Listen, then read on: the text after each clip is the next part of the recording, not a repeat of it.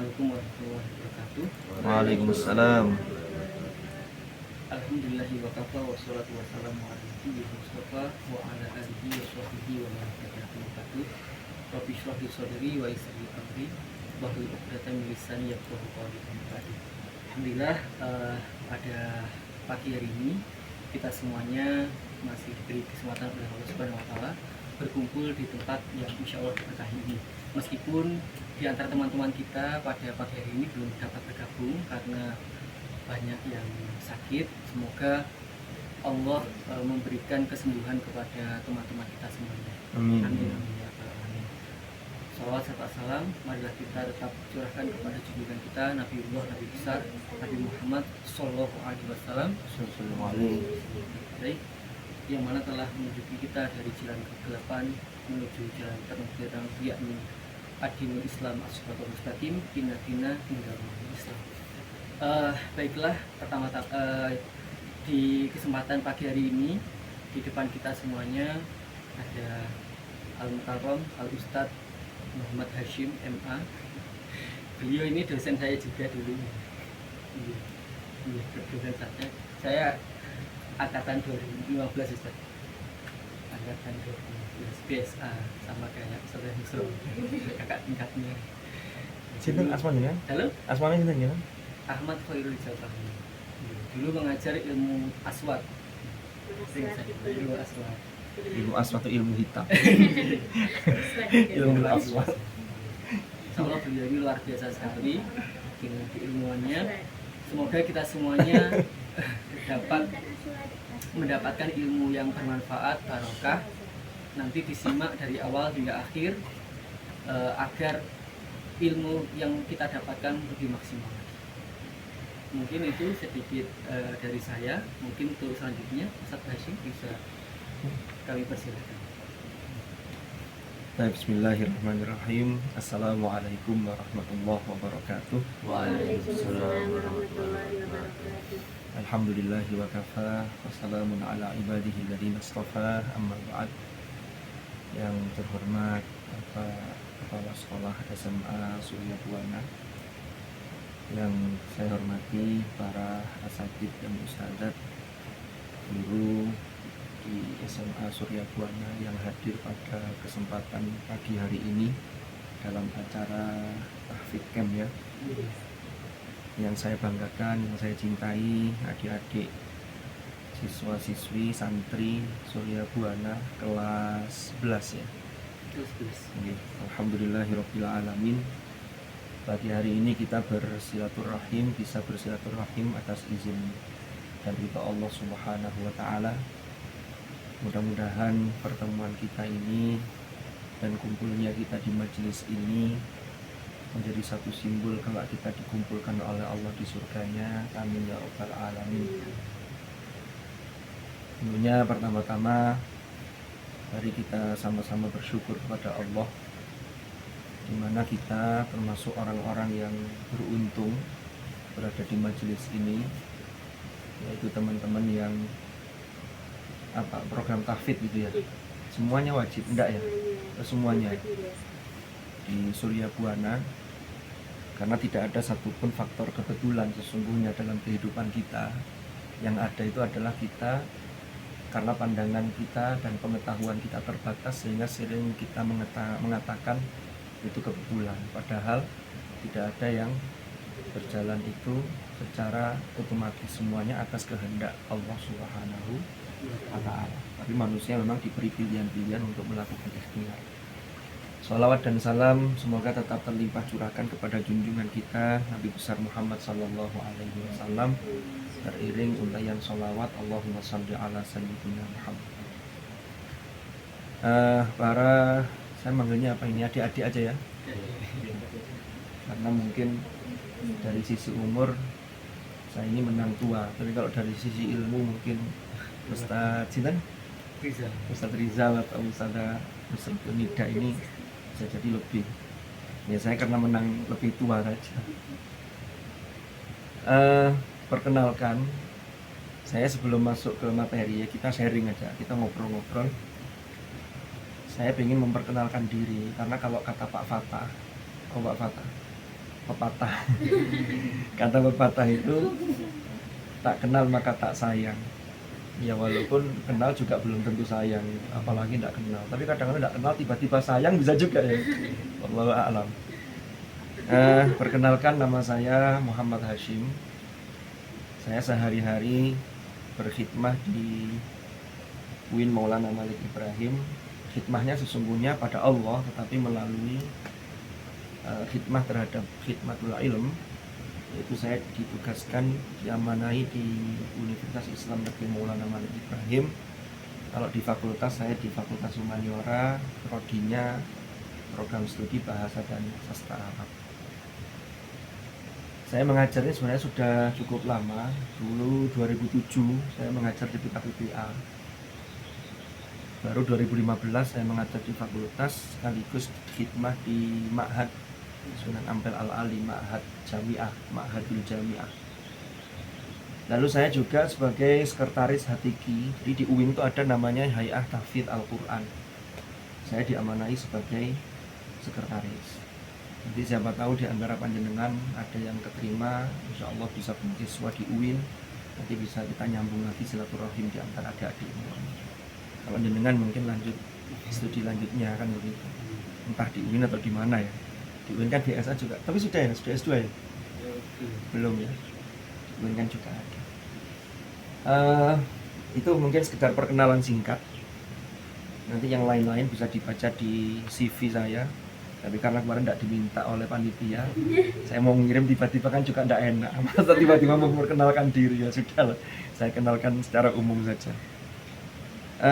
Jadi begini, saya tadi itu perjalanan dari bawah sampai ke atas ini kan lumayan jauh ya. Kita melewati jalan yang cukup berkelok, tanjakan, belum lagi mulai masuk sini makadam. Itu kalau naik motor atau mobil itu terasa sekali, apalagi jalan kaki. Jalan kaki kalau sampai dari bawah ke atas itu cukup melelahkan. Allah berfirman di dalam surah Al-Ghasyiyah, afala yanzuruna ilal ibili kaifa khuliqat wa ilas samai kaifa rufi'at wa ilal jibali kaifa nusibat wa ilal ardi kaifa sudihat fadzakir wa ilal jibali kaifa nusibat. Ini kan kita ini berada di gunung. Bagaimana gunung itu nusibat? Kalau kita ini belajar tentang grammar dalam bahasa Arab, mauqi'ul i'rab, kedudukan kata, kedudukan i'rab itu ada namanya rofa, ada nasab, ada jer kalau isim. Kan begitu. Kalau fi'il jazm, kan begitu, ada jazm. Namanya nusibat itu kaitannya dengan dari akar kata nasoba. Ya kan? Maka namanya naik ke atas, ini kan gunung ini kan tinggi sehingga kita ini naik. Cobalah kita itu mengambil satu ibrah. Makanya pertanyaannya kan afala yanzuruna ilal ibili kaifa khuliqat, sampai pada wa ilas sama wa ilal jibal kaifa nusibat. Coba, sampai dari bawah ke atas ini, di atas ini nyari apa? Kita itu manusia itu kan sesungguhnya secara alamiah itu senang dengan sesuatu yang bersifat alami. Hiruk pikuk di bawah sana, motor wer, ya kan, asap knalpot nggak karu-karuan, itu kadang membuat orang itu sepaneng apa ya. Makanya orang yang hidup di perkotaan itu biasanya tingkat stresnya lebih tinggi biasanya. Nah kalau kembali ke alam seperti kita ini menikmati ada suara air, ya walaupun di sini agak kedinginan sehingga ada yang tidak terbiasa sampai kemudian sakit, kemudian yang waras, kan begitu ya. Coba kita di sini kan mencari ketenangan, mencari apa yang namanya apa? Ya ada ketenangan, ada kesenangan, karena semua itu pasti kembalinya ke rasa. Paman belajar ilmu yang macam-macam, kembalinya ke rasa. Contoh, ada orang kuliah jurusan teknik arsitektur, bikin sebuah bangunan, bangunan jadi jebret. Secara ilmu hitung-hitungannya sudah pas, tapi rasanya tidak pas. Aduh, menurut saya nggak pas ini, saya nggak puas. Berarti kembali ke rasa kan? Tuh, tapi untuk mencapai sebuah rasa yang menenangkan, sebuah rasa yang enak yang bisa kita nikmati, itu butuh perjuangan. Contohnya sama naik tadi itu. Wa ilal jibali kaifa nusibat. Lah kalau di ayat yang lain, fa idza faragta fansob. Kalau kamu sudah selesai dari satu tahap, menyelesaikan satu tahap, maka fansob, jangan berhenti. Harus fansob. Fansob itu naik, ada usaha yang luar biasa, dan itu mesti butuh yang namanya perjuangan. Nah sekarang kita tarik satu ibrah ini dengan terkait dengan tahfidz Al-Quran. Ini yang akan kita bahas pada episode kali ini, gitu loh. Nah saya kira ngapalno Quran itu apakah hanya untuk gaya-gayaan? Arek kula alim, hafal Quran.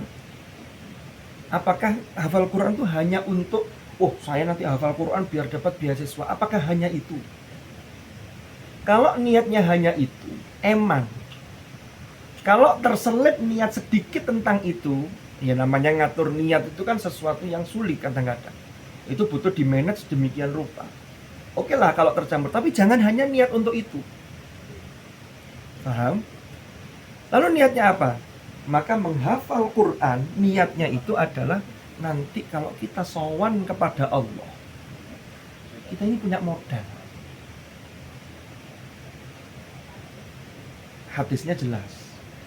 Rasulullah suatu ketika itu mengatakan begini, yuqalu li sahibil Quran iqra wartaqi warattil kama kunta turattilu fid dunya fa inna manzilataka inda akhiri ayatin taqra'uha. Orang-orang yang bersahabat dengan Al-Quran, yang disebut dengan sahibul Quran, itu nanti ketika di akhirat, di surganya Allah, diperintahkan iqra, bacalah.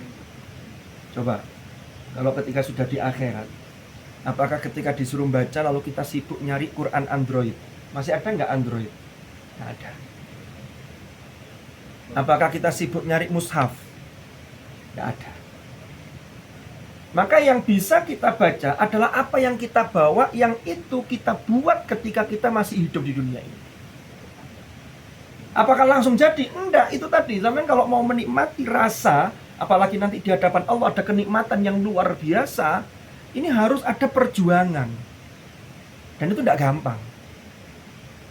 Saya bukan nakut-nakuti, tetapi saya ingin mengajak bahwa ayolah, kita ini harus ingat tujuan endingnya nanti sehingga membuat kita semangat gitu loh. Kan gitu arahnya. Coba kita lanjutkan hadis tadi. Iqra, bacalah. Wartaqi, naiklah derajat. Warattil kama kunta turattilu fid dunya. Dan tartilkanlah Al-Quran sebagaimana engkau biasa mentartilkan Al-Quran ketika hidup di dunia. Ini Al-Mukarram Kiai Abdul Munim Syadzili, Gus Munim itu sering menceritakan hadis ini. Beliau itu mengupas hadis ini yang menarik di teksnya itu. Warattil, dan tartilkanlah sebagaimana engkau mentartilkan, kama turattilu. Bukan kama rottalta. Di Surabaya ada materi nahwu juga kan? Bahasa Arab ada ya? Nah, paling nggak ada bahasa Arab kan sudah tahu. Kalau fi'il madhi itu kan menunjukkan masa lampau. Kalau fi'il mudhari itu masa istimrar. Itu masa berkesinambungan. Sehingga kalau disebutkan warattil kama kunta, sebagaimana engkau dulu turattilu, biasa mentartilkan Al-Quran, berarti ngaji itu harus tartil. Fa inna manzilataka, maka sesungguhnya kedudukanmu di hadapan Allah itu ada pada akhir ayat yang mampu kita baca di hadapan Allah. Ini rata-rata yang ikut tahfidz kami ini, yang sekarang ini, yang hadir ini, sudah punya hafalan berapa juz? Ini kan berapa? 3. Ini kan? Juz 30. 30 juz atau juz 30? Oh, karena kalau disebut 30-nya saja nanti juznya bisa di depan atau di belakang ini. Karena sudah beda interpretasi. Jadi kan, berapa juz Mbak? 7. Oke, ini kan? 2, ini kan? 1, ini kan? 2, sampean? 2. 1 juz, 2 juz, 3 juz, bahkan 30 juz. itu semua adalah bagian dari ikhtiar kita untuk menjadi keluarganya Allah yang ada di muka bumi ini. Saya dulu pernah membuat satu ibarat itu begini. Umpama ada seorang cowok, Mas siapa namanya dengan Awan. Mas Awan ini nanti kalau sudah waktunya, nanti udah jangan sekarang ini hanya contoh. Kalau ada kesamaan nama hanya fiktif belaka. Mas Awan ini nanti kalau sudah waktunya di usia 27 tahun, 26 tahun sudah berniat untuk menikah. Ternyata calonnya ini anaknya seorang pejabat, seorang tokoh. Kalau Mas Awan ini mau ngelamar gadis ini, pertanyaannya, apakah orang tua tidak pernah bertanya dan tidak pernah Awan niki sopo, moro-moro, ya sudah terima saja. Saya yakin enggak. Maka orang tua atau wali dari pihak perempuan itu mesti akan bertanya begini, Mas Awan, sampean ini lulusan mana? Oh, saya SMA-nya Surya Buana. Punya hafalan berapa? 30 juz. Karena ketika kelas 11 3 juz ya, 12 tinggal nambahin nolnya. Nah, jadi 30. Amin. Makan begitu. Kuliah di mana? Kuliah di Fakultas Kedokteran. Oh, begitu. Itu bentuk dari tes calon seorang mantu yang dites oleh calon mertuanya. Paling tidak ditanya sampean. Lalu sampean sekarang aktivitasnya apa? Pilihannya kadang orang tua atau calon mertua itu ada yang menerima, ada yang gak wis. Umpama begitu. Berarti kan ada tes. Lah kalau untuk menjadi keluarganya orang yang terhormat saja kita itu dites, apalagi untuk menjadi keluarganya Allah. Apa ada sesuatu yang disandarkan kepada Allah yang lain yang lebih mulia dari itu? Tidak ada. Kalam itu ungkapan. Kalau kalamullah itu melebihi dari semua kalam yang ada. Paham? Kertas biasa ini, kalau dicetak di atasnya kalamullah, maka menjadi mushaf, maka menjadi mulia. Paham? Malam yang malam biasa, diturunkan malam itu Al-Quran, menjadi Lailatul Qadar. Bulan yang biasa, tapi bulan di situ diturunkan Al-Quran, bulan yang mulia. Rasulullah menjadi Sayyidul Anbiya wal Mursalin karena kepada beliau diturunkan Al-Quran. Umat Islam diberi kitab suci Al-Quran melalui Rasulullah, dibawa oleh malaikat Jibril, maka umat Islam menjadi khaira ummah. Kuntum khaira ummatin ukhrijat linnas. Lalu spesifik lagi, orang yang betul-betul menjaga kalamullah itu dianggap sebagai keluarganya Allah. Rasulullah pernah bersabda begini, sesungguhnya Allah itu punya keluarga di muka bumi. Sahabat bertanya, man hum ya Rasulullah? Hum ahlullah, hum ahlul Quran, ahlullah wa khasab. Jadi mereka ini adalah ahlul Quran, mereka ini adalah keluarga Allah dan orang-orang pilihannya Allah Subhanahu wa ta'ala. Ini yang belum pakai sajadah mungkin bisa ambil sajadah. Enggak suka. Ya wes. Ya, kita lanjutkan. Makanya di dalam surah Al-Hijr ayat 9. Sudah hafal surat Al-Hijr ayat 9, Mas Awan? Allah berfirman, Inna nahnu nazzalna dzikra wa inna lahu lahafizun. Sesungguhnya kamilah yang menurunkan Al-Quran dan kami yang akan menjaganya, yang betul-betul menjaga Al-Quran. Yang harus kita ingat di situ, kata gantinya itu menggunakan dhamir mutakallim ma'al ghair. Apa mutakallim ma'al ghair itu? Ada yang tahu? Mutakallim itu yang berbicara. Kalau ma'al ghair disertai yang lain, pakai nahnu. Nahnu itu maknanya kami. Kalau ana, saya, itu mutakallim wahdah. Saya kan ngomong sendiri, saya. Kalau saya mengatakan kami, maka kami ini berarti ada orang lain. Kami berjanji, berarti tidak sendiri. Pertanyaannya, Kenapa dalam ayat tersebut Allah menggunakan inna? Disinilah kemudian ulama menggali apa hikmahnya ini. Salah satunya adalah kalau menggunakan inna, di situ dhamir apa tadi namanya mutakallim ma'al ghair, itu berarti ada keterlibatan pihak lain. Siapa itu? Maka yang menjaga Al-Quran itu dari generasi ke generasi sampai pada generasi kita. Sampai yang hafal baru juz 30, berarti sudah berperan menjaga kemurnian Al-Quran minimal 1 juz. Itu sudah poin itu. Karena Rasulullah menyatakan orang yang dalam rongganya, dalam tubuhnya tidak ada hafalan Al-Quran, itu seperti kalbaitil khor, seperti rumah yang kosong, rumah yang sowong, kering. Maka pada prinsipnya semua umat Islam wajib menghafal Al-Quran. Minimal apa? Surat Al-Fatihah. Nah, itu kan bagian dari Quran. Itu minimal. Syukur-syukur diperbanyak. Kenapa? Itu tadi menjadi modal kita untuk menghadap sowan kepada Allah. Yes, itu inna. Lalu ada lagi ayat dalam surah Al-Qamar. Ini belum masuk materi, ini pengantar. Di Al-Qamar itu Allah berfirman, وَلَقَدْ يَسَّرْنَا الْقُرْآنَ لِلذِّكْرِ فَهَلْ مِن مُّدَّكِرٍ. Dan sungguh benar-benar kami mudahkan Al-Quran itu. Untuk apa? Itu bisa dilihat dari fahal mim muddakir. Untuk apa? Pertanyaannya kan, adakah yang mau mengambil pelajaran? Maka Allah mudahkan Al-Quran itu untuk mengambil pelajaran dari Al-Quran. Menghafalnya, mengkajinya, mempelajarinya, mentadaburi ayat-ayatnya, itu tergabung di situ semua. Tapi syaratnya yassarna. Yassarna itu apa? Allah mudahkan, Allah mengatakan kami mudahkan. Berarti ada keterlibatan pihak lain.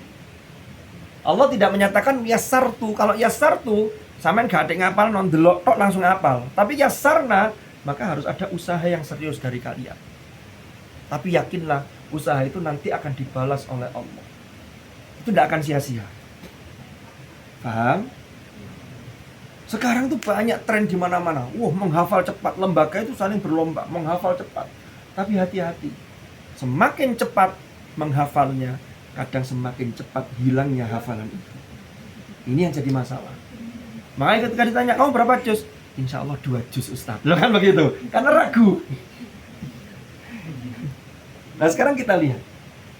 Ini adalah landasan tadi yang sudah saya sampaikan beberapa kali tadi. Lalu, kalau kalian lihat, Al-Quran itu diturunkan, ada proses yang namanya tanzil. Saya tidak merinci tentang ulumul Quran, tentang proses turunnya Al-Quran, terlalu lama nanti. Jadi tanzil itu, ketika Al-Quran dari as-sama'id dunya, di Baitul Izzah fis sama'id dunya, itu dibawa oleh Jibril kepada Rasulullah. Itu turunnya berangsur-angsur. Makanya ada namanya tartibun nuzul. Itu tidak seperti urutan dalam mushaf. Fatihah dulu diakhiri An-Nas. Tidak, pertama dari Al-Alaq dulu. Itu baru 5 ayat. Nanti ada beberapa ayat yang menjawab sesuai dengan kebutuhan. Makanya ada ilmu namanya sababun nuzul, asbabun nuzul. Wes. Diturunkan itu berangsur-angsur, tidak langsung. Ya kan? Orang kafir protes. Itu terekam dan diabadikan oleh Allah dalam firman-Nya di surah Al-Furqan di awal juz 19. Wa qala alladziina kafaruu laulaa nuzzila 'alaihil qur'aanu jumlatan waahidah kadzaalika linutsabbita bihi fu'aadaka wa rattalnaahu tartiila. Orang-orang kafir itu protes. Laula nuzila alaihil Qur'anu jumlatan wahidah. Lah pokok Quran itu tidak diturunkan langsung sekaligus. Ternyata jawaban Allah, kadzalika linutsabbita bihi fu'adak. Ini untuk menguatkan hatimu Muhammad. Warattalnahu tartila, dan kami tartilkan Al-Qur'an itu dengan tartil yang sesungguhnya, tartil yang serius. Nah, Imam Ali bin Abi Thalib ditanya, tartil itu apa Imam Ali? Kata beliau, tartil itu harus syaratnya 2. Pertama tajwidul huruf, yang kedua wa ma'rifatul wuquf. Tajwidul huruf, tajwidnya tepat. Mulai dari ahkamul hurufnya, mulai dari sifatnya, yang menjadi hak hurufnya, yang menjadi mustahaknya huruf itu tepat. Yang kedua, wakofnya tepat. Kalau ada orang baca cepat, apakah termasuk tartil? asalkan memenuhi 2 syarat maka tartil. Makanya nanti dalam kitab-kitab tajwid, mungkin kan yang sudah ada yang belajar, ada marotibul qiraat wa tartil. Ada bacaan namanya hadr, ada namanya tadwir, ada yang namanya tahqiq. Sudah, saya kasih pancingannya saja. Sudah pernah belajar ini? Sudah kan? Lalu kemudian yang kedua adalah waqaf. Kalau wakafnya tidak tepat, maka itu tidak disebut tartil. Ada orang ngaji. A'udzu billahi minasyaitonir rajim. Bismillahirrahmanirrahim. Umpama ya. Wa arsal, langsung ambil ayatnya. Wa arsala 'alaihim tayran abab. Pas enggak? Itu ngawur wakafnya. Wong ababil kok mandek di abab. Itu jelas keliru banget itu. Belum nanti yang dari sisi arti. Jadi kalau ada orang ngaji begitu, nafasnya belum waktunya wakaf kok dia sudah berhenti, apalagi kalimatnya atau kata belum sempurna kok mandek, itu tidak tartil. Termasuk ini catatan ini ya. Kadang-kadang kori-kori pemula itu, Ustaz. Bismillah, itu tanafus bolak-balik. Nyuri nafas. Itu tidak masuk tartil karena tidak ma'rifatul wukuf. Nah itu loh, itu yang jadi catatan. Nah turunnya Al-Quran secara berangsur-angsur inilah yang diprotes oleh orang kafir. Ternyata di situ kadzalika linutsabbita bihi fu'ata. Sehingga jawabannya kan itu tathbit al-fu'at, untuk menguatkan, meneguhkan hati kalian. Kalau dalam konteks ayat ini ke Rasulullah. Tapi kalau kita kontekstualisasikan ke kita, nek sampean pingin atine tenang, ndak gampang galau, jangan jauh-jauh dari Al-Quran. Jangan sampai kita ini hanya ngaji kalau pas sumpek, pas galau lalu ngaji. Pelampiasan loh. Paling kalau pas sembarangnya terpenuhi, nggak ada masalah, lali gak ngaji. Ini jangan sampai. Ini tinggalnya di pondok semua. Masalah gitu. Yang ini enggak, di rumah. Nah, di rumah itu kadang-kadang itu nyari waktu timing untuk ngaji. Itu kadang kalau enggak sampean tekadi itu sulit. Karena kalau di rumah itu kan yang memainnya diri kita sendiri. Apalagi sudah masuk kelas 11, kelas 12. Kenapa? Karena kita ini terlebih sering disibukkan oleh gadget. Gadget itu bahasa Indonesianya diserap oleh KBBI jadi gawe. Saya kadang-kadang angan-angan, mungkin dulu pernah saya ceritakan itu. Gawe itu apa? Gawe itu senggarai penggawean. Sampai mau melakukan apapun bisa terhambat gara-gara gawe. Sik, delok. Sudah berapa yang viewernya? Sudah berapa yang nge-like, sudah berapa yang komen. Wah, akhirnya balas komen. Wah, akhirnya ini lagi. Belum lagi nanti FYP. Lihat-lihat gosip terbaru. Wah, enggak ada selesainya itu. Itu yang bisa memenuhi otak-otak kita ini. Yang kadang-kadang tuh banyak sampah yang kita akan sulit untuk memilah. Makanya lebih baik yang masuk informasi ke dalam otak kita sudah kita filter. Sampai umpama usia-usia segini nih, di rumah atau di pondok, itu di rumah apalagi ya, itu sudah punya waktu untuk memanage. Oh, jam sekian sampai sekian saya harus ngaji, saya harus deres, apalagi ini tahfidz. Jam sekian ketika ngaji maka HP harus jauh. Anggaplah sampean sedang naik pesawat, sehingga modenya mode pesawat. Masih HP nemu nih tangtung nggak usah direken. Orang di pesawat itu kan HP kan nggak ada sinyal, lalu disuruh nonaktifkan atau mode pesawat kan begitu. Anggap saja naik pesawat berapa lama? Ya kalau sampean pengen agak lama, anggap saja penerbangan ke Korea. Butuh waktu berapa lama? 6 jam itu Korea Singapura. Singapura sini 2 jam kurang lah. Berarti berapa jam itu? 8 jam sudah tidak aktifan HP. Umpama begitu. Kalau tidak mau jauh-jauh, tidak mau lama-lama, ya aktifkan saja mode penerbangan Surabaya Jakarta 1 jam. Tapi rutin setiap hari. Lah kita ini enggak ya. Kita ini terlalu multitasking sehingga tidak konsentrasi. Kayak ngaji buka Quran, sini HP. Coba yang menang yang mana? HP. Mushafnya ditutup sih, engko dhisik. Kalau sudah engko dhisik, setan iki kipas-kipas. Engko ae. Nanti libur, besok libur, santai aja. Kan begitu. Itu terus begitu. Padahal usia kita ini, umur kita ini, waktu yang dianugerahkan oleh Allah kepada kita tidak akan pernah kembali. Di usia kalian inilah usia emas. Imam Abdullah Alwi Al-Haddad itu pesan dalam syair beliau itu, idza balaghal fata 20 aman wa a'jazahul fakhoru fala fakhor. Kata beliau begitu. Kalau ada pemuda, remaja, ya, ono remaja sampai pada usia 20-an tahun. Saya mengartikan 20-an tahun. Karena SMA ini kan lulus kira-kira lulus SMA itu usia berapa? 18? 18-19. Berarti kalau 20 pas, sampean kan menuju 20. Kalau saya mengartikan 20-an ya sampai 29 lah. Sehingga masa-masa SMP dan SMA itu masa-masa menanam betul, menguatkan pondasi. Di perkuliahan sampean pengembangan. Karena kalau sampean gak serius di SMA, ini mau sampean masih punya waktu 1 tahun lebih dikit ya. 1 tahun lah. Padahal kelas 3 itu, kelas 12 itu singkat sekali, nanti bulan apa sudah ujian-ujian kan. 1 semester lah paling aktif itu. Semester 2 itu sudah banyak disibukkan ujian.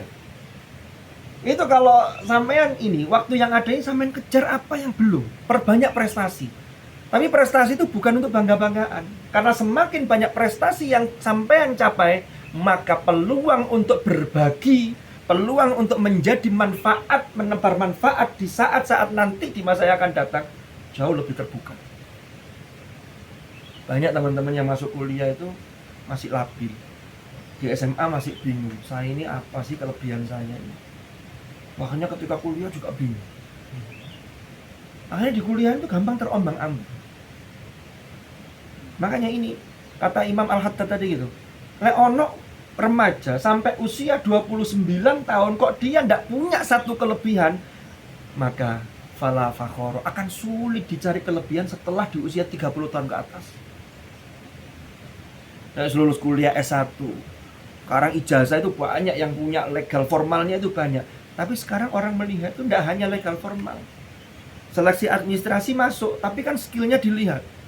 Makanya sekarang muncul ada pendamping ijazah, ya kan, ada sertifikat apa pendamping ijazah nanti apa. Lalu sekarang ada terkait dengan profesi, kalian punya apa yang lebih. Nah, kalau terkait dengan Quran, kalau saya meminjam bahasanya Yasin Sakho Muhammad, orang-orang yang Qurannya sudah jadi, apalagi hafalan Qurannya sudah jadi, maka dia seperti membawa bongkahan emas. Tinggal nanti akan diolah jadi apa. Karena Quran itu tidak ada matinya. Dia punya satu kemukjizatan yang oleh ulama disebut al-i'jaz at-tajaddudi. Sehingga selalu sholihun likulli zaman wa makan. Saya bicara ilmu apa saja, mau belajar di kampus, milih jurusan apa saja, landasannya kembali ke Al-Quran. Ini epistemologi dalam keilmuan di dalam Islam. Makanya kalau sudah punya bahannya, jangan khawatir.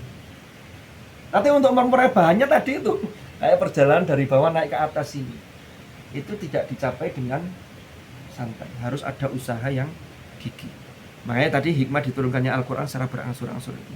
Ini tadi sudah saya sampaikan, aplikasi dari firman Allah surah Al-Hijr. Nah ini, menghafal Al-Quran itu fardu kifayah. Fardu kifayah itu harus difahami secara proporsional. Penghafal Al-Quran tidak boleh kurang dari jumlah yang mutawatir. Maka kalau dalam masyarakat sampean berapa, dalam keluarga sampean, kalau kita tarik dalam lingkup yang lebih kecil, maka kalau belum ada penghafal Quran di keluarga Anda, jadilah Anda sebagai pelopor yang mentradisikan baik di keluarga Anda, yang nanti akan dilanjutkan oleh generasi-generasi yang lain di keluarga Anda. Itu harus jadi catatan kita. Nah ini, keutamaannya banyak sekali. Apalagi kalau dulu zaman Rasulullah itu disebut qurra. Qurra zaman Nabi itu tidak hanya hafal lafadznya, karena para sahabat itu kan ketika menghafal ayat Al-Quran, ketika itu kan Al-Quran belum turun secara sempurna. Mereka mengatakan, kami tidak berpindah dari satu ayat ke ayat yang lain sebelum kami faham isi kandungannya dan mengamalkan ajaran. Tapi kalau sekarang kita mengikuti tradisi ulama-ulama kita zaman keemasan Islam. Sampai cek, tidak ada satu ulama besar pun yang ahli di setiap bidangnya yang tidak hafal Quran. Siapa? Ibnu Sina. Sejak kecil Quran dulu. Al-Khwarizmi, Quran dulu. Al-Biruni, yang panggilannya Gus Biru. Gus Biru. Al-Biruni. lalu kemudian Imam Syafi'i, imam-imam mazhab. Jadi pertama lafadznya, tapi jangan berhenti di lafadznya. Jangan lalu kemudian, saya sudah hafal lafadznya, apalagi saya pernah hafal. Jangan, karena hafal Quran itu tidak hanya untuk pernah hafal, tapi bagaimana kita istiqomah akrab dengan Al-Quran sampai menghadap kepada Allah. Ini tadi yang saya sampaikan di awal tadi. Nah ini, ilmuwan muslim itu mendasari keilmuannya itu, dan itu sudah beres sejak kecil. Nah kalau kita terlambat, tidak ada kata terlambat, karena kaidahnya ma la yudraku kullu la yutraku kullu. Kalau tidak bisa dicapai semuanya, ya jangan ditinggal semuanya. Kalau kita di usia kecil umpama terlambat menghafal Al-Quran, baru ke SMA di sini, maka inilah saat yang tepat. Sudah usah lihat yang lain sudah. Apakah penghafal Quran itu akan ketinggalan secara akademik? Enggak. Itu Profesor Imam Sprayoko itu berkali-kali itu beliau sambutan. Ternyata seringkali yang terbaik itu para penghafal Quran. Syaratnya penghafal yang serius. Karena kalau penghafal yang serius, dia akan mampu memanage waktunya dengan baik. Memanage waktu dengan baik, itulah kunci kesuksesan Anda. Orang itu kan gagal kan karena tidak bisa memanage waktu. Orang bodoh itu nggak ada, karena tidak bisa memanage waktu. Ketika membaca, baru belajar sekian sudah pusing. Dia tidak bisa memanage waktu dan tidak bisa manajemen diri. Itu masalahnya. Oke, kita lanjutkan. Nah ini yang tadi saya sampaikan. Banyak metode menghafal cepat, tetapi untuk menjaga hafalan hanya ada satu metode, namanya murojaah. Jadi murojaah. Dan Al-Quran uniknya, semakin kita banyak ngaji, waktunya semakin berkah. Saya beberapa kali sharing dengan teman-teman. Saya dengan teman-teman ini mendawamkan, merutinkan, mudah-mudahan bisa istiqomah 1 minggu hatam. Tapi ada teman saya itu 1 minggu itu derusnya itu bisa 3 kali khatmil Quran. Ngaji sendiri. Apakah beliau nganggur? Tugasnya hanya duduk ngaji? Enggak. Ya bekerja. Bahkan dibagi, ada yang derasnya di waktu sholat, ada yang di luar sholat. Imam Syafi'i sehari pasti hatam 1 kali. Apakah beliau nganggur? Enggak. Beliau yang ngajar, yang nulis kitab, yang nulis buku, yang ngajar. Itulah namanya barokatul zaman. Sampai ada kitab tersendiri, saya punya itu PDF-nya dan sudah saya cetak, saya copy ya. Judulnya Qimatuz Zaman Indal Ulama. Jadi alangkah nilai, jadi bernilainya waktu itu dari sisi keberkahan. Itu para ulama itu isinya cerita-cerita begitu itu. Kalau secara zahir, waktu yang saya miliki, yang dimiliki Ustaz Awan, yang dimiliki Ustaz Zain, itu sama semua, 24 jam. Karena kalau ini ada geser sedikit, tidak 24 jam, sudah tabrakan itu. Kan begitu. Nah ini, maka yang diperlukan dalam menghafal adalah niat. Sampai niatkan. Yang sudah 2 juz, jangan hanya niat begini, aku tak niat ngapalno tapi 5 juz saja. Jangan. Niatkan 30 juz. Kapan selesainya? Sampai usahakan. Selesainya, wallahu a'lam. Ada yang sudah berkeluarga baru bisa menyelesaikan. Tapi jangan berniat untuk memutus. Yang sudah hafal juz 30, lanjutkan. Bagaimana cara membalik kopas, dikat lalu dibalik. Yang asalnya juz 30, juznya pindah ke belakang menjadi 30 juz. Gampang kan, tinggal kopas saja dipotong, dikat dan pindah. Yang kedua, mujahadah. Mujahadah itu apa? Ada keseriusan dan kesungguhan. Ini kudu temenan, nek temenan Allah bukakan jalan. Walladzina jahadu fina lanahdiyannahum subulana wa innallaha lama'al muhsinin. Kan ini. Yang ketiga dibalut dengan istiqomah. Tadi itu. Sampai 1 hari, jam sekian sampai jam sekian. Jam 8 malam sampai jam 9, saya tinggalkan semua kegiatan saya khusus untuk deres. Untuk nambah ziyadah hafalan jam berapa, untuk murojaah jam berapa. Nanti untuk murojaah itu juz 30 yang sudah sangat lancar ya, Itu bisa di murojaah sambil jalan-jalan, sambil naik motor, sambil di mobil. Karena orang hafal Quran tuh orang yang paling enak, apalagi hafalannya lancar. Dalam kondisi apapun tetap bisa ngaji. Sekarang coba, kalau hanya mengandalkan Android, baterai pas ngedrop, nggak bisa ngaji. Hanya mengandalkan mushaf, listrik mati, nggak bisa ngaji. Listrik mati, baterai ngedrop, sudah wassalam, tinggal tidur. Tapi kalau orang hafal Quran, hafalannya baik, mungkin sambil laya-laya, mulutnya tetap walisanan zakiro. Ya asalkan ke kamar mandi jangan, karena terkait dengan konteks, kita hormat, kita takzim terhadap kalamu. Yang ketiga, yang keempat, talakti. Talakti itu apa? Hafalannya harus distorkan kepada guru. Karena untuk ngecek, jangan ngapal-ngapal dewe, mari-mari dewe. Karena bacaan kita ketika menambah hafalan boleh jadi ada yang keselip sedikit, maka diingatkan. Dan yang terakhir, menjaga akhlak.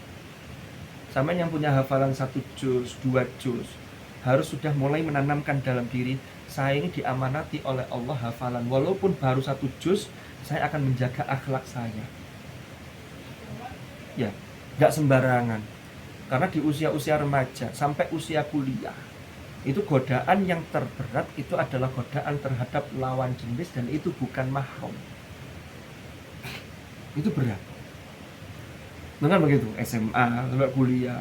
Itu masa-masa perpindahan sampean, peralihan dari masa remaja, mulai pubertas ini, masuk ke wilayah, masuk ke kedewasaan.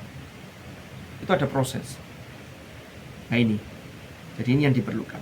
Nah sekarang saya masuk ke langkah dan metode. Ini bisa nanti mungkin insya Allah saya share materi ini. Jadi ada pratahfidz. Ini kita masuk ke teknis. Kalau tadi motivasi, ini waktunya berapa menit? Sudah lagi ya? Sudah habis ya? Sampai 9 menit. Kayaknya ada acara outbound ya habis ini ya? Ya mungkin ada agak singkat aja ya. Cepat aja. Ini pratahfidz. Yang jelas sebelum sampai menghafal, maka bacaannya diperbaiki dulu. Jangan sampai asal hafal. Kalau sudah jadi hafalan itu, kok bacaannya tidak tepat, tidak standar, memperbaikinya lebih sulit. Mau praktek? Mau dicoba, Mas Awan? Coba baca. Enggak? Baca. Loh, enggak apa-apa? Enggak usah. Iya, memang beliau ini tawadhu. Jadi tidak ingin menunjukkan, nanti khawatirnya nanti mbak-mbaknya, wah Mas Awan ngajinya luar biasa. Yang begitu. Luar biasa. Jadi ini beberapa hal. Sudah tidak usah saya rinci. Nah ini metodenya. Jadi ini perlu diperhatikan. Jadi beberapa cara yang untuk memudahkan. Nanti mungkin saya share aja ke Ustazah Nusratun Nida nanti biar nanti sampean mau membaca. Cuman kadang-kadang aku gak ru, arek kadang-kadang itu oleh share-sharean materi mek disimpen tok. Baru HP ini hilang, nge-flash kabeh hilang. Karena tidak dibaca, tidak dipelajari. Tapi saya berharap ini kan orangnya tidak banyak ini. Ini pelajari sehingga ada manfaat yang bisa dipetik. Jadi ini memelihara hafalan. Jadi setelah menghafal, memelihara inilah yang sesungguhnya target kita yang sesungguhnya. Makanya orang menghafal itu disebut al-hamil, hamilul Quran. Disebut hafid itu baru-baru ini aja. Karena dulu itu istilahnya tuh kalau ndak qurra, qari'ul Quran, jamaknya qurra, atau hamilul Quran, hamalatul Quran.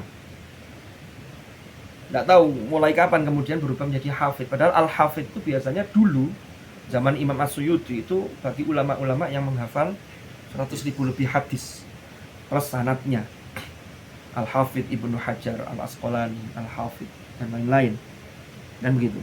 Nah ini ada trik-triknya bagi yang belum hatam gimana memeliharanya, bagi yang sudah hatam seperti apa. Ini bisa nanti dibaca. Sekarang problematika dan tantangan. Tadi itu, kita ini mau menikmati sesuatu, nanti di hadapan Allah dapat anugerah yang luar biasa. Itu tidak gratis. Fa idza faragta fansab, kata kuncinya, dan harus dibalut dengan wa ila rabbika farghab.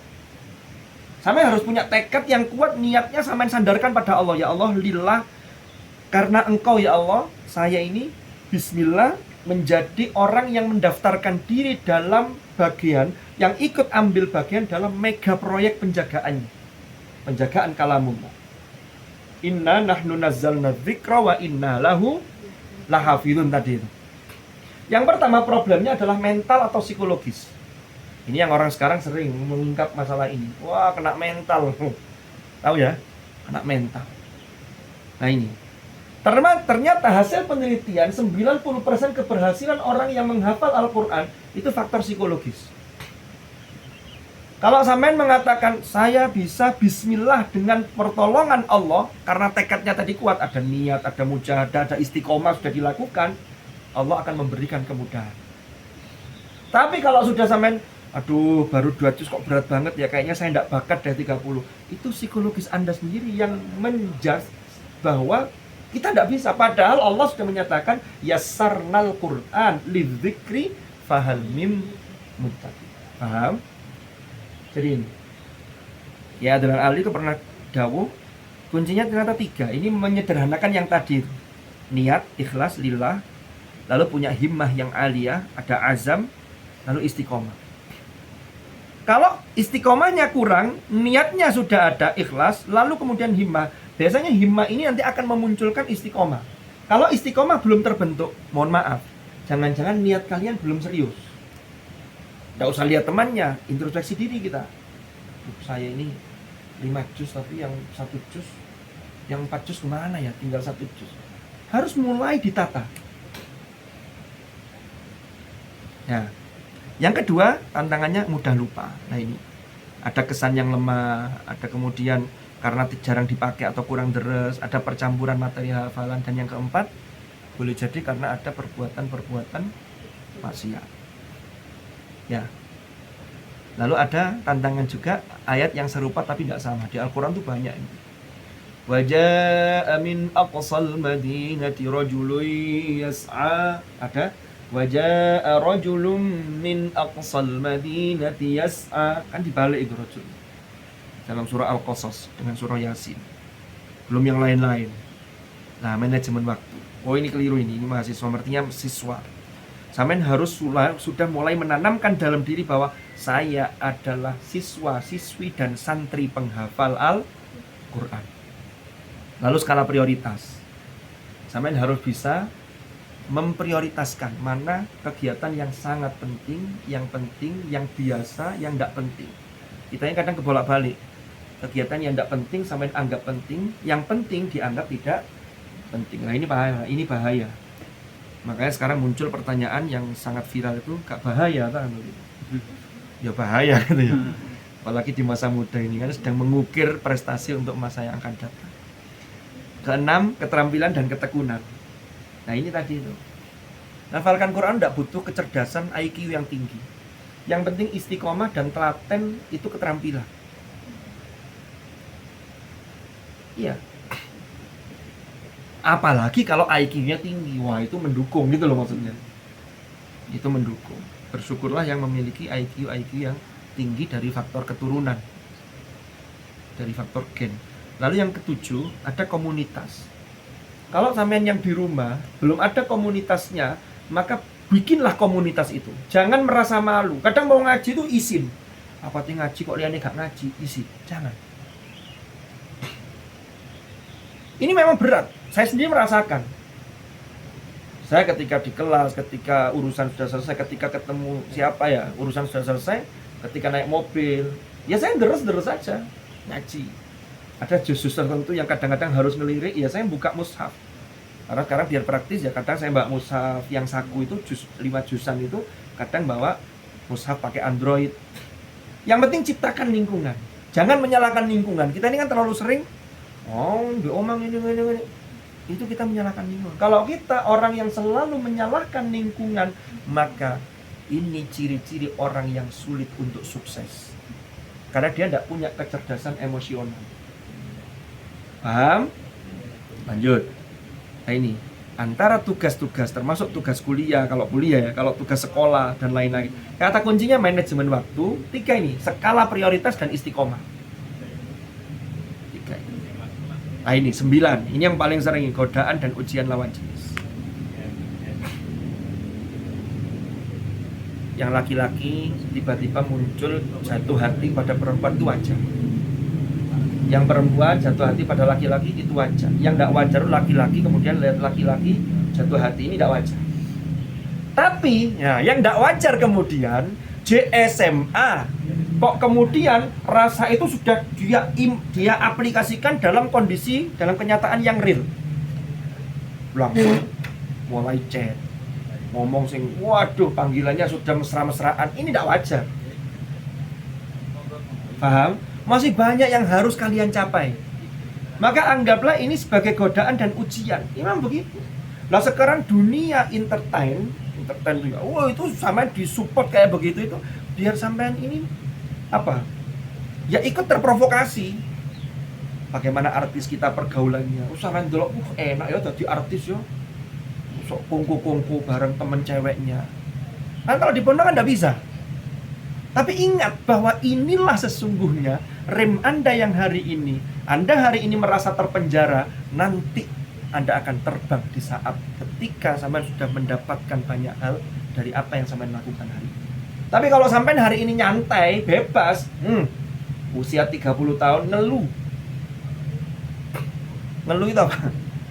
Bingung. 40 tahun bingung, yang lain sudah begini, saya kok masih begini-begini aja. Itu yang terjadi. Maka kalau ada rasa jatuh hati kepada lawan jenis, maka proposal cinta itu didahulukan kepada Allah secara vertikal. Ya Allah, kalau nanti pada saatnya, kalau memang dia jodohku, maka jodohkanlah dia dengan aku. Kalau dalam catatanmu ya Allah dia bukan jodohku, maka jodohkanlah dia denganku. Balik mana? Mau begitu. Yang penting proposalnya itu sampaikan. Atau mintanya sampai rinci, tidak menuju pada seseorang tapi rinci. Ya Allah, yang putri mbak-mbaknya, saya hari ini bertekad untuk menjadi bagian dari orang-orang yang menjaga kalammu ya Allah. Maka nanti di saat yang tepat ya Allah, berikanlah jodoh terbaik untuk dunia akhiratku. Seorang laki-laki yang soleh, seorang laki-laki yang kaya, seorang laki-laki yang pandai, seorang laki-laki yang alim, seorang laki-laki yang karakternya luar biasa, seorang laki-laki yang bertanggung jawab. Wah, pokoknya lengkap sama rinci. Boleh nggak? Boleh. Kenapa? Karena dengan permohonan kita memohon pasangan yang luar biasa itu, sampean akan termotivasi untuk mengupgrade diri Anda. Jadi sampean motivasinya begini, kalau yang saya minta tipe suami atau istri yang kayak begini, lah saya ini kayak gimana? Kalau saya masih biasa-biasa, oh saya mau mengupgrade diri saya, lo kan begitu. Paham? Gitu. Terakhir, internet dan medsos. Ini termasuk problematika dan tantangan. Jadi sangat mungkin penjelmaan setan yang hari ini ada, itu ada dalam fasilitas internet itu. Bukan berarti semua internet itu setan, enggak. Tapi kadang kita ini memilih dan memilah yang tepat. Ini yang kadang-kadang bisa terjerumus, ini yang bahaya. Terakhir, kalimat penutup. Alangkah indahnya 3 tradisi keilmuan ulama ini kita teladani. Al-Quran menjadi pondasi, di mana menghafal lafadznya, kemudian memahami isi kandungannya dan mengaplikasikan ajaran yang terdapat di dalamnya. Hari ini harapan besar ini dipercayakan pada kalian di program tahfidz kami ini. Maka tidak ada lain kecuali semangat dan penuh ketekunan dan istiqomah dalam menghafal kalamnya. Semoga senantiasa murah bimbingan dan ridho Allah. Terakhir, saya ingin mengutip ini mantan Perdana Menteri Inggris Gladstone itu pernah mengatakan begini. Ini setelah Perang Dunia Kedua dulu. Dia ini kemudian mengatakan, membuat satu statement, percuma kita ini memerangi umat Islam dan tidak mampu menguasainya selama di dada para remaja-remaja Islam itu bertengger Al-Quran. Maka mereka punya satu misi. Tugas kita sekarang adalah mencabut Al-Quran dari hati mereka. Baru kita akan menang dan menguasai mereka.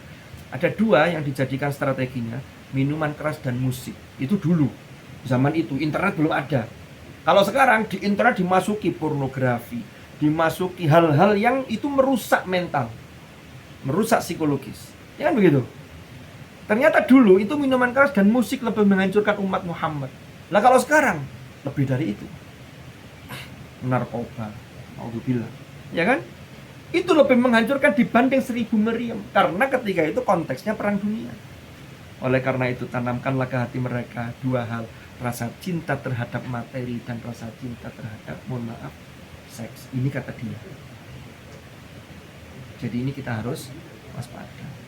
Saya kira itu ada praktek tahsin atau terlalu panjang ini kayaknya motivasi materinya ini. Nanti tadi minta tolong Mas Awan, beliau enggak berkenan. Atau yang mbak-mbaknya mau baca Quran dulu? Atau nanti dengan aja ya. tim Kanada termasuk jenengan kan. Itu mungkin dari saya. Monggo kalau ada pertanyaan, kalau waktunya habis ya sudah segera diakhiri saja. Karena tehnya kok dua ini, satu moderator ini. Monggo. Enggak lah, satu-satu lah. Dari saya terima kasih, kurang lebih mohon maaf. Saya kembalikan pada moderator. Assalamualaikum warahmatullahi wabarakatuh. Waalaikumsalam. Mohon maaf, saat ini seperti waktunya sudah habis. Iya, betul. Sudah 15. Sebelumnya